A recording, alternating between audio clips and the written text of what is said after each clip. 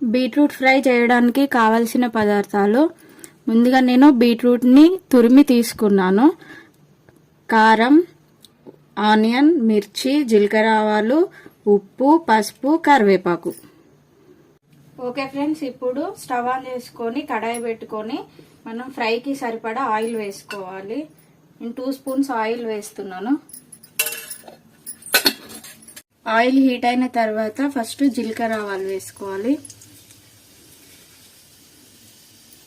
జీలకర్ర ఆవాలు వేసుకున్న తర్వాత మనం కట్ చేసి పెట్టుకున్న ఆనియన్స్ వేసుకొని మిర్చి కూడా వేసుకొని ఫ్రై చేసుకోవాలి. ఆనియన్స్ కొంచెం ఫ్రై అయిన తర్వాత ఇందులో కరివేపాకు వేసుకోవాలి. ఫ్రెండ్స్, ఇప్పుడు ఆనియన్స్ మొత్తం ఫ్రై అయిన తర్వాత మనం తురిమి పెట్టుకున్న బీట్రూట్ని వేసుకోవాలి.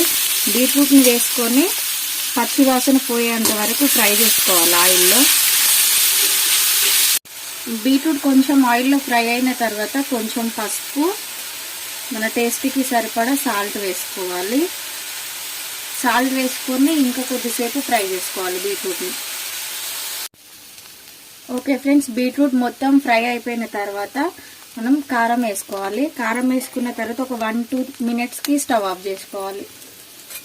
ఫ్రెండ్స్, బీట్రూట్ ఫ్రై రెడీ అయిపోయింది. కారం వేసుకున్న తర్వాత ఒక 1-2 మినిట్స్కి నేను స్టవ్ ఆఫ్ చేసుకుంటున్నాను. ఎక్కువసేపు ఉంచితే ఫ్రై కొంచెం మాడిపోతుంది. కొంచెం తొందరగా స్టవ్ ఆఫ్ చేసుకోవాలి. Okay friends, beetroot fry ready అయిపోయింది. నచ్చితే మీరు ట్రై చేయండి.